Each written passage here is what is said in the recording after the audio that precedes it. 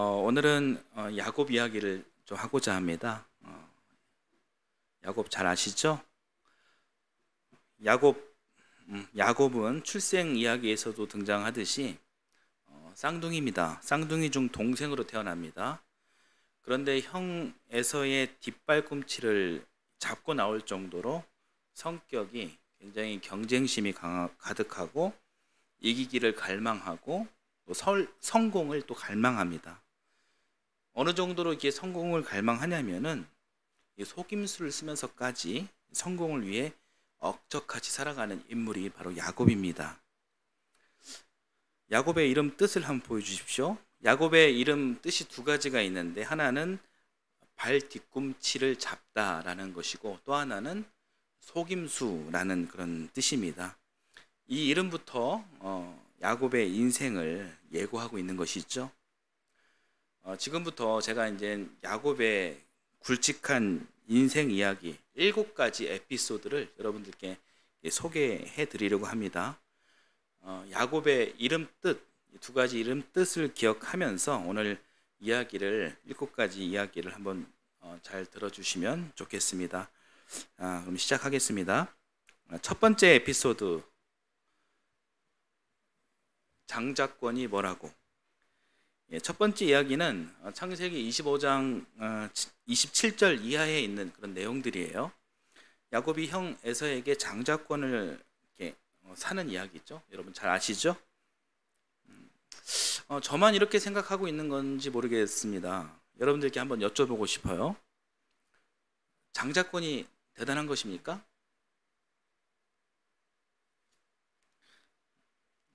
누가 장자실까요? 우리 이규호 집사님 장자신가요? 네, 장자인 이규호 집사님께 한번 물어볼게요. 장자권이 뭐 대단한 겁니까? 뭐 좋아요? 네. 여러분들 어떻게 생각하십니까? 야곱이 장자권을 획득해서 엄청난 부자가 되었습니까? 엄청난 복을 누렸습니까? 성공했습니까? 행복했습니까? 많이들 그렇게 생각하고 있어요. 있지만 사실 야곱이 그 장자권 때문에 얻은 것은 고생문입니다. 형제끼리 악한 감정이 생기고 의절했습니다. 장자권 때문에 생긴 일은 그 이상 그 이하도 아니에요. 우리가 야곱에 대해서 여러 가지 생각을 하는데, 이 부분과 관련해서는 우리 자녀들을 교육할 때 이 부분을 교훈 삼으면 안 되는 것입니다. 장자권 이야기는 믿음 이야기와 전혀 상관이 없는 거예요. 야곱이 얼마나 성공을 갈망했느냐? 장자권을 쟁취하기 위해 형을 속이면서까지 그 성공을 갈망했다. 이 이야기가 첫 번째 에피소드입니다. 두 번째 에피소드를 볼게요. 불편한 진실의 축복. 자, 두 번째는 창세기 27장 전체 이야기입니다. 에서로 변장한 야곱이 이번에는 누구를 속입니까? 자기 아버지를 속여요. 왜요? 아버지의 축복권을 갈취하기 위해서입니다. 이건 역시도 첫 번째 에피소드와 별반 다른 것이 없습니다. 자기 성공을 위해 아버지를 상대로 사기친 일이에요. 사실 아버지 이삭의 축복도 자세히 보면 뭐 그리 대단한 것 아닙니다. 아버지 이삭의 믿음은 그 아버지 아브라함의 믿음처럼 신실하지 못했습니다. 이삭의 일대기를 보면 아버지 이삭은 아브라함으로부터 온전한 신앙 교육을 받지 못했어요. 여러 상황들이 있습니다. 시간 관계상 오늘 다 말씀드리지 못해요. 이삭이 믿음의 조상 반열에 서 있지만 그의 인생과 신앙이 특별하고 대단한 것이 아닙니다.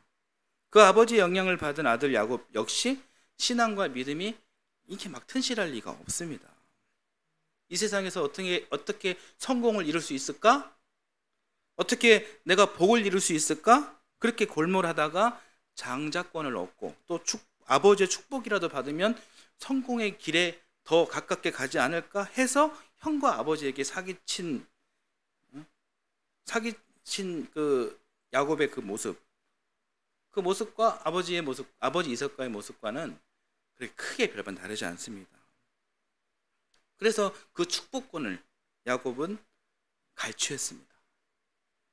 그 축복받고 야곱의 인생이 잘 풀렸다고 보십니까? 결론적으로 성경은 전혀 아니다, 이렇게 전하고 있습니다. 그 축복 때문에 형은 살기를 품었습니다. 창세기 27장 41절 말씀을 한번 볼까요? 같이 한번 읽어보겠습니다. 에서는 아버지에게서 받을 축복을 야곱에게서 빼앗긴 것 때문에 야곱에게 원한이 깊어갔다. 그는 혼자서 아버지를 곡할 날이 머지 않았으니 그때가 되면 야곱 동생을 죽이겠다 하고 마음을 먹었다. 살벌합니다. 이 이야기도 얼마나 야곱이 성공을 갈망했는지를 보여주는 것이고, 역시 신앙과 전혀 상관이 없는 그런 이야기입니다. 이 일의 결과로 야곱은 할아버지와 어머니의 고향인 하란으로 기약 없는 유배를 떠나게 됩니다. 세 번째 에피소드를 보겠습니다. 야곱의 조건부 기도. 자, 세 번째 이야기는 하란으로 가는 중 베델이라는 곳에 베델이라는 곳에서 야곱 앞에 하나님께서 나타나십니다. 이것은 이제 28장 이야기예요. 이 이야기를 보면 야곱이 하나님의 등장을 간절히 바랐거나, 그리고 하나님께 간절하게 기도했다거나, 또 하나님의 또 오심을 막 기대했다거나 해서 하나님이 나타난 것이 아니에요.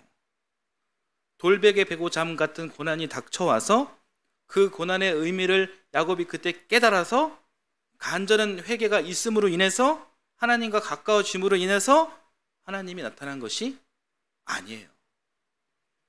하나님이 이렇게 등장하신 이유는 전적인 일방적인 은혜였습니다. 할아버지 아브라함 때문에, 아버지 이삭 때문에 하나님께서 아버지 이삭, 할아버지 아브라함과 약속하신 그 약속을 지키시기 위해 하나님께서 나타나신 것입니다. 내가 언제나 너희와 함께 하실 것이다. 너와 함께 하겠다.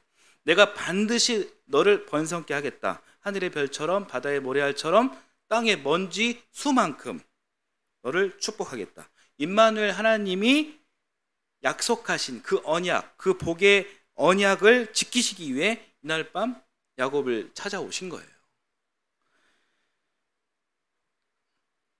그런데 야곱은 어떤 반응을 보입니까? 하나님 그러셨습니까?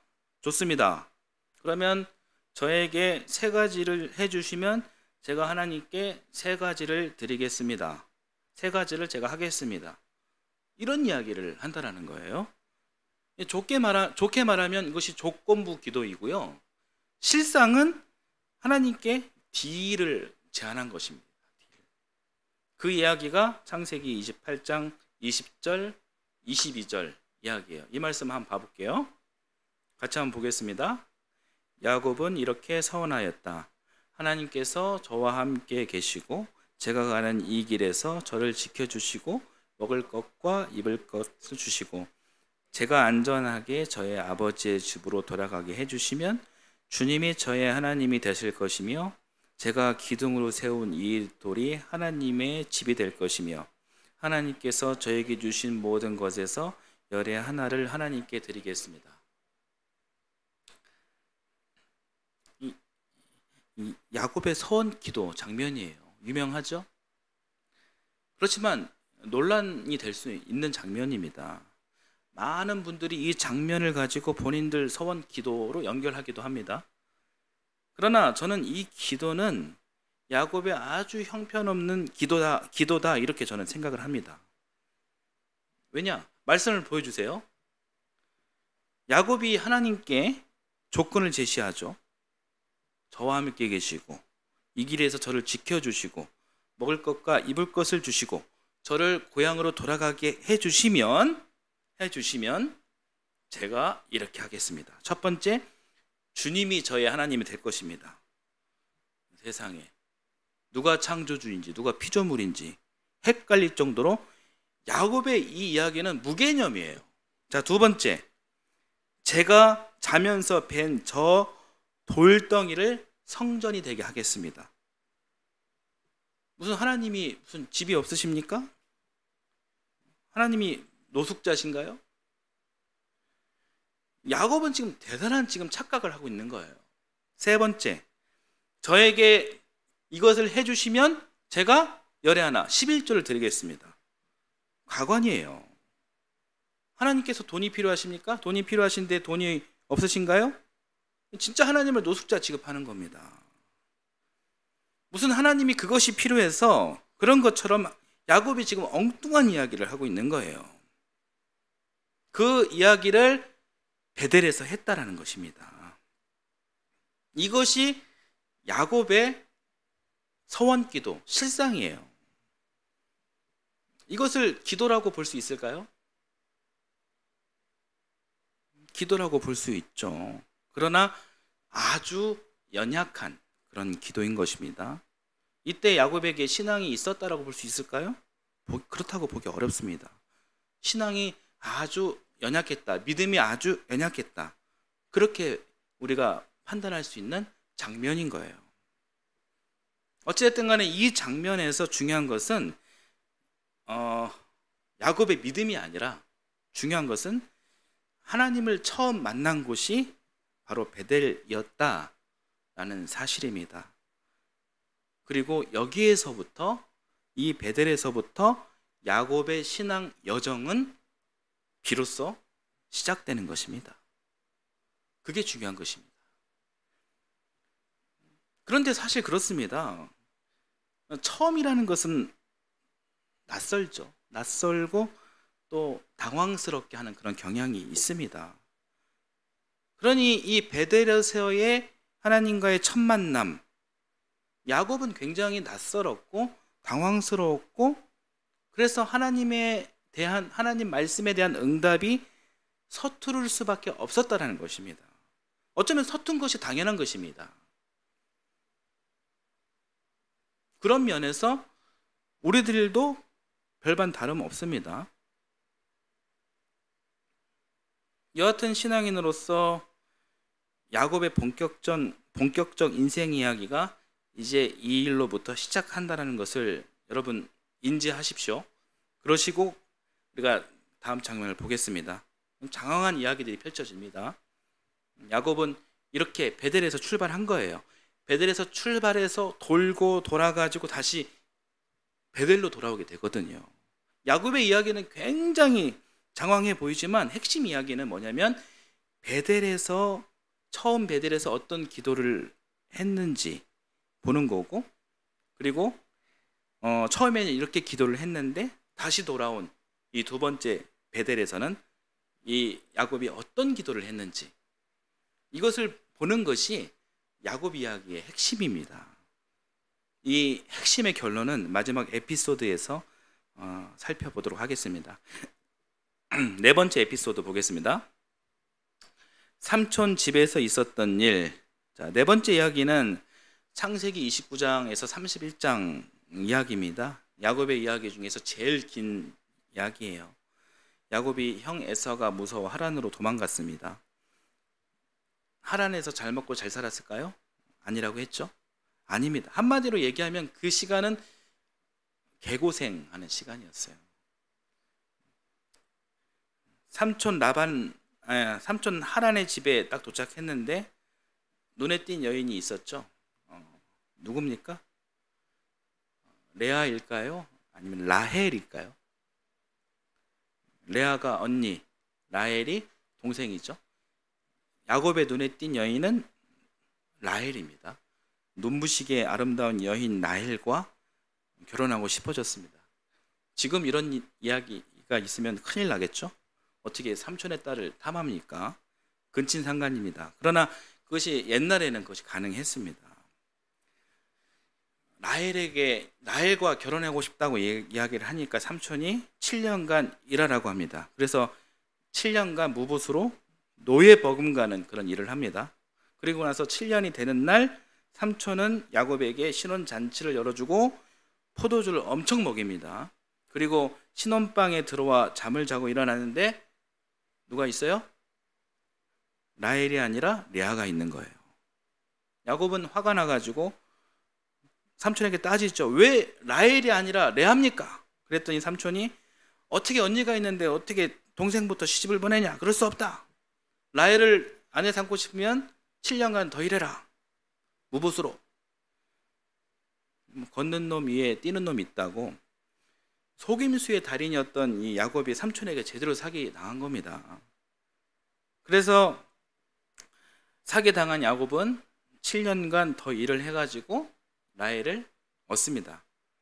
큰 딸 때문에 7년, 그리고 작은 딸 때문에 7년, 총 14년 동안 거의 노동 착취에 가까운 개고생을 하고, 그리고 이후에 또 6년을 더 일합니다. 총합 20년을 삼촌 라반 집에서 몸이 부서져라 일을 합니다. 그러나 야곱이 어떤 사람입니까? 아까 걷는 놈 위에 뛰는 놈이 있다고 했죠? 뛰는 놈 위에 또 나는 놈이 또 있습니다. 이 속임수의 달인 야곱이 당하고만 있지는 않았겠죠. 자기도 삼촌에게 사기치며 부를 축적합니다. 삼촌 라반과의 인생 20년은 삼촌과 서로 사기치면서 살았던 시간이라 해도 과언이 아닙니다. 야곱에게 이 20년이 참 힘들고 쉽지 않은 그런 시간이었으면 분명합니다. 그러나 그 고난, 어려움을 통해 야곱이 정말 이 시간에 하나님을 만나고 믿음을 회복하고 신앙의 그런 사람으로 성장하는 그런 아름다운 시간이었냐, 그때가. 그렇게 생각하시는 분들이 많지만 사실 그것은 또 굉장한 오해예요. 성경을 정말 자세히 보면 실상은 정말 서로 사기치면서 살았던 굉장히 우픈 블랙 코미디 같은 그런 시간들입니다. 여기에서 오늘 뭐 다 시간 관계상 그 이야기를 말씀드리지 못합니다. 여러분이 한번 창세기 29장 31장을 나중에 한번 읽어보시고 한번 그 상황들을 다시 한번 재조명 한번 해보셨으면 좋겠습니다. 자, 5번째 에피소드로 가겠습니다. 자, 형 에서를 마주하다. 5번째 이야기입니다. 야곱이 하란을 떠나서 형 에서를 만나는 과정이 있는 이야기예요. 32장, 33장 이야기입니다. 이 장면에서 야곱이 진짜 두려움에 떠는 이야기가 이때 나와요. 형이 무서웠던 것입니다. 하란을 떠난 야곱은 이제 혼자 몸도 아닙니다. 레아, 라헬 두 아내가 있고 또 그 스라의 자식들도 여럿 있습니다. 많습니다. 그러니까 이 두려움이 더 짙게 드리운 거예요. 이 두려움을 만난 야곱에게 놀라운 일이 벌어지는 거예요. 이때부터. 지난 20년 전에 그 베델에서 드린 야곱의 조건부 기도 아까 말씀드렸잖아요. 그 기도와 전혀 차원이 다른 기도를 이때 하는 겁니다. 창세기 32장 9절에서 12절 말씀을 한번 보겠습니다. 같이 한번 읽어볼게요. 야곱은 기도를 드렸다. 할아버지 아브라함을 보살펴 주신 하나님, 아버지 이삭을 보살펴 주신 하나님, 고향 친족에게로 돌아가면 은혜를 베푸시겠다고 저에게 약속하신 주님, 주님께서 주님의 종에게 베푸신 이 모든 은총과 온갖 진실을 이 종은 감히 받을 자격이 없습니다. 제가 이 요단강을 건널 때 가진 것이 오고라고는 지팡이 하나뿐이었습니다만 이제 저는 이처럼 두 물이나 이루었습니다. 부디 제 형의 손에서, 에서의 손에서 저를 건져 주십시오. 형이 와서 저를 치고 아내들과 자식들까지 죽일까 두렵습니다. 주님께서 말씀하시기를 내가 반드시 너에게 은혜를 베풀어서 너의 씨가 바다의 모래처럼 셀 수도 없이 많아지게 하겠다 하시지 않으셨습니까? 좀 어떻습니까? 기도 내용을 보니까요. 베델에서의 그런 기도와 좀 차이가 있지 않으십니까? 주님께서 베푸신 은총과 은혜를 이 종은 감히 받을 자격이 없습니다. 하나님, 무섭습니다. 두렵습니다. 저와 제 가족을 건져 주십시오. 이런 기도예요. 철저히 자기를 낮추고 위선에 가득 찬 자기로 포장하지 않고 간절하게 바라는 이 기도는 모범적 기도다, 이렇게 볼 수 있는 것입니다. 이전에 드렸던 조건부 기도, 딜 기도와는 차원이 다른 것입니다.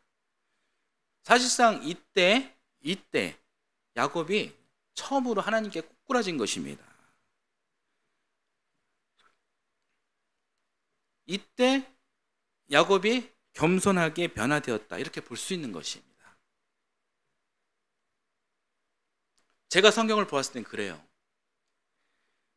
그런데 여러 의견 중에서 삼촌 라반에게 있을 때 야곱이 엄청나게 고난을 당했잖아요. 20년 동안. 이때 변화되지 않았냐 하는 그런 의견도 있습니다.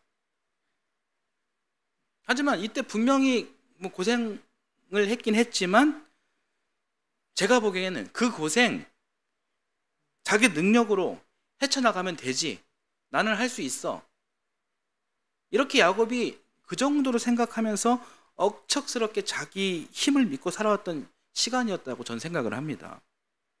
그 시간이 정말 야곱의 영성 생활, 그리고 야곱의 그런 신앙 교육, 이런 시간이었다라는 의견에 저는 동의가 안 되더라고요. 논란이 될 수 있는 한 장면만 이렇게 보고 넘어가겠습니다. 31장 9절에서 13절까지 말씀입니다. 자, 이 부분이 조금 논란이 되는 부분인데요. 한번 말씀 한번 읽어볼게요. 하나님은 이렇게 장인어른의 가축대를 빼앗아서 나에게 주셨소. 가축대가 새끼를 뵐 때에 한 번은 내가 이런 꿈을 꾸었소. 내가 눈을 크게 뜨고 보니 암컷들과 교미하는 숫 염소들도 줄무늬 있는 것이거나 점이 있는 것이거나 얼룩진 것들이었어. 그 꿈에서 하나님의 천사가 야곱아 하고 부르시기에 여기 있습니다 하고 대답을 하니 그 천사의 말이 암 염소와 교미하는 숫 염소가 모두 줄무늬 있는 것들이거나 점에 있는 것들이거나 얼룩진 것들이니 고개를 들고 똑바로 보아라. 라반이 이제까지 너에게 어떻게 하였는지 내가 다 보았다. 나는 베델의 하나님이다. 내가 거기에서 기둥에 기름을 붓고 거기에서 나에게 맹세하였다.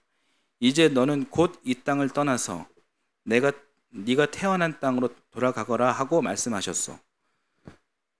이런 이야기가 있는데요. 이 이야기의 배경은 야곱이 라반과 헤어지려고 라반과 약속을 합니다. 야곱이 하란을 그냥 떠날 수가 없으니까 어떤 일을 벌이는 거예요. 그 어떤 일이 무엇이냐면은 그 염소는 무슨 색이죠? 검정색이잖아요. 그런데 가끔 한두 마리 줄무늬나 점배기가 나와요. 돌연변이죠. 아주 가끔 나오는 현상입니다. 야곱은 이런 이야기를 하는 거죠. 자기가 열심히 노동을 할 테니 그 대가로 돌연변이 염소새끼가 태어나면 그 소유는 자신의 것임을, 자신의 소유임을 인정해달라는 것이었어요. 뭐 그런 경우는 거의 없으니까 라반도 오케이 한 겁니다. 그런데 신기하게 그 약속 이후에 돌연변이들이 막 줄줄줄 막 태어났다는 거예요. 이 일을 누가 벌였느냐? 야곱은 하나님이 그러셨다는 거예요. 진짜 하나님이 그러셨을까요? 그러니까 어떻게 보면은 고대판 유전자 변형 조작 사건이거든요. 진짜 하나님이 그러셨을까요? 이것도 어떻게 보면은 사기에 가까운 일이잖아요. 그런데 야곱이 그럽니다. 하나님이 천사를 통해 사기를 치라고 그랬다. 여러분 신앙의 눈은 이를 액면 그대로 받아들일 수 있으시겠습니까? 하나님께서 야곱에게 주실 것이면은 그 만유의 주제께서 정당한 방법으로 주시지 왜 그런 방법으로 주시겠습니까? 상당히 많은 신앙인들이 이 사건 역시 하나님께서 야곱을 축복하시기 위해 하셨다 이렇게 가르치고 있고 또 그렇게 믿고 있습니다. 그런데 저는 조심스럽지만 그런 일에 동의하기가 좀 어려워요.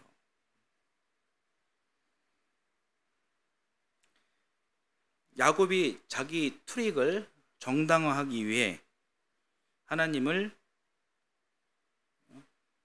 이름을 갖다 붙였다, 이렇게 생각합니다. 어떤 방법으로 이 점박이 줄무늬가 나왔는지 저는 다 알 수 없습니다. 그러나 그것은 트릭이다. 트릭인데 이건 야곱의 트릭이 아니라 야곱의 트릭이지 하나님의 트릭이 아니다, 이렇게 저는 믿는 것입니다. 제가 믿는 하나님, 생명 창조, 생명 구원의 하나님은 트릭을 정당화하는 분이 결코 아니시다, 저는 그렇게 믿습니다. 트릭을 잘 쓰는 야곱이 하나님을 자기 성공 수단으로 이용한 것이다, 그렇게 생각을 하는 거예요. 하나님께서 트릭을 정당화하시는 일은 있을 수 없지만 사람이 하나님을 이용해 그 트릭을 정당화하는 일은 얼마든지 가능하지 않습니까? 여러분들은 어떻게 생각하실까요? 여러분 31장도 한번 진지하게 한번 여러분 읽어보십시오. 그리고 곰곰이 한번 생각해 보셨으면 좋겠습니다. 성경을 이렇게 보면 더 재밌어요. 여러분만의 한번 해석을 한번 해보시기를 바랍니다. 그래서 저는 야곱이 하나님 앞에 처음으로 진실성 있게 섰던 자리가 언제냐? 그때가 형 에서를 만나기 전, 바로 직전. 자기 트릭으로 위기를 모면할 수 없을 것 같은 그런 두려움이 밀려왔던 그 시간, 그때다라는 것입니다. 지금 상황은요, 400명이 넘는 에서의 사병이 자신과 가족을 죽이러 오고 있습니다. 용맹스럽고 싸움에 능통한 형 에서가 그렇게 달려오니 얼마나 두렵습니까? 무섭습니까? 야곱은 그 험난한 자기 인생을 자기 힘으로 살다가 더 이상 자기 힘으로 컨트롤할 수 없는 그런 상황을 마주한 거예요. 직면한 것입니다. 그리고 그 앞에 위축되어진 것입니다. 위축되어진 연약한 자신의 모습을 발견한 것입니다. 그러면서 야곱은 그때 진짜 신앙이 생긴 거예요. 그때 정말 겸손해지고 솔직해진 것입니다. 하나님, 저를 살려주세요. 제 가족을 살려주세요. 지켜주세요. 이런 모습이 누구와 닮았습니까? 우리 윤홍식 청년과 닮았습니까?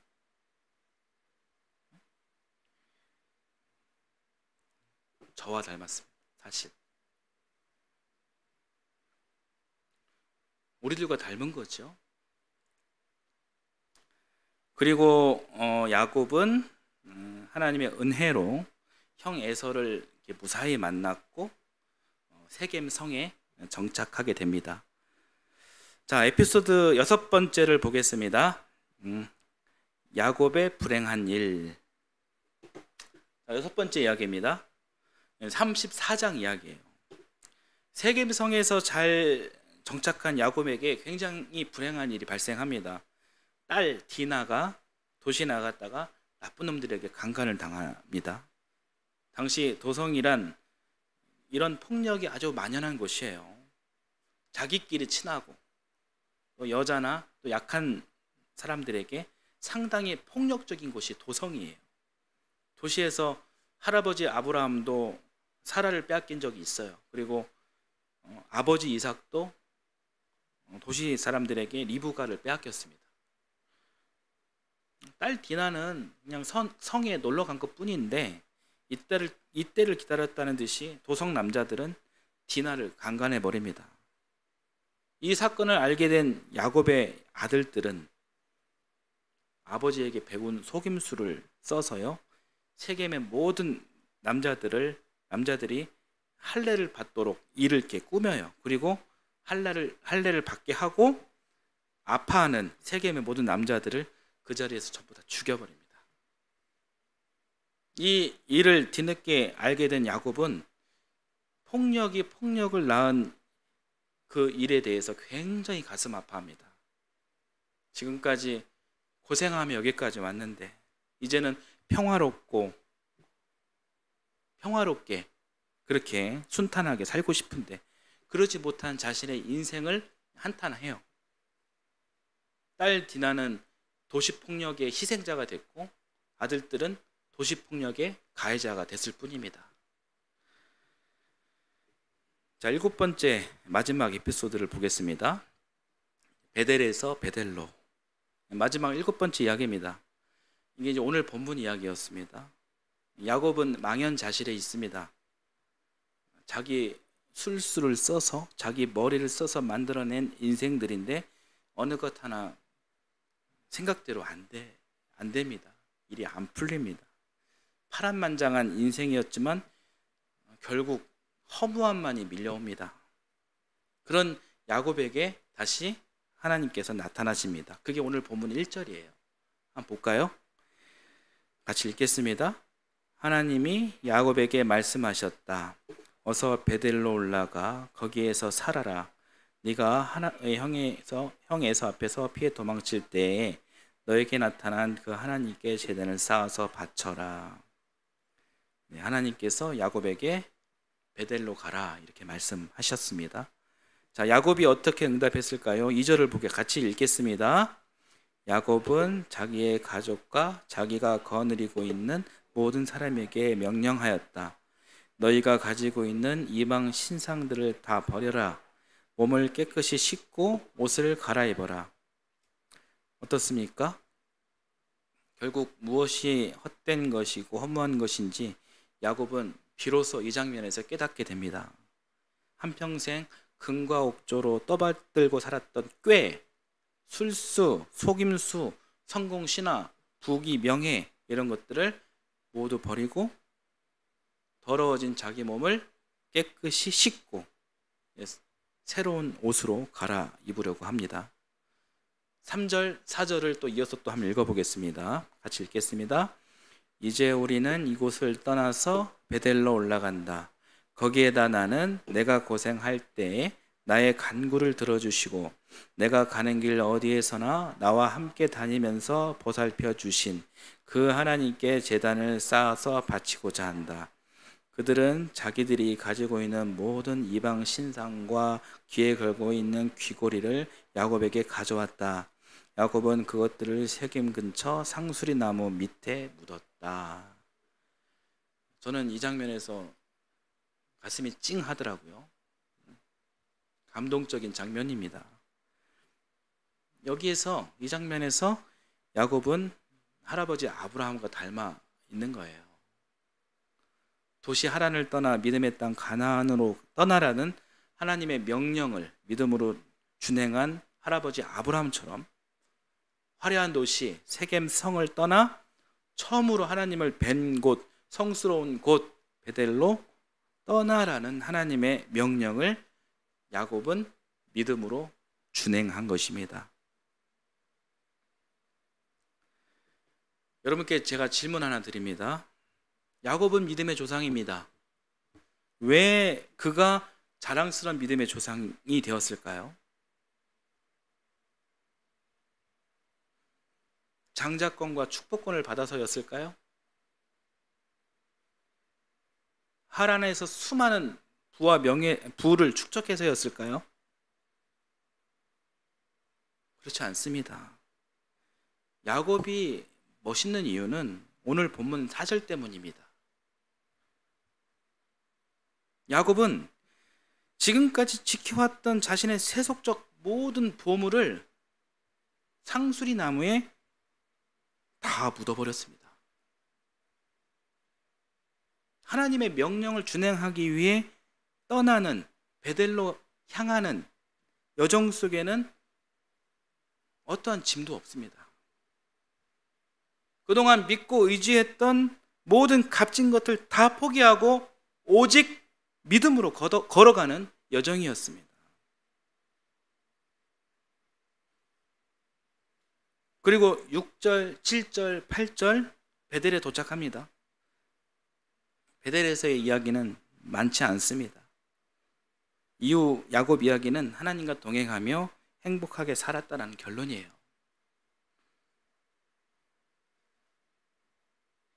야곱과 관련한 7가지 에피소드를 여러분들에게 소개했습니다. 여러분은 이 야곱의 이 인생 이야기를 들으면서 어떤 생각이 드십니까? 중요한 것은 야곱의 어느 한순간이라도 하나님께서 개입하지 않으신 적이 없다 라는 것입니다. 야곱이 믿음이 없을 때도 하나님은 변함없이 개입하셨고, 야곱이 믿음이 있을 때에도 역시 변함없이 개입하셨음을 야곱 그의 인생을 통해 우리는 확인할 수 있는 것입니다. 여러분들도 이 장면이 보이셨습니까?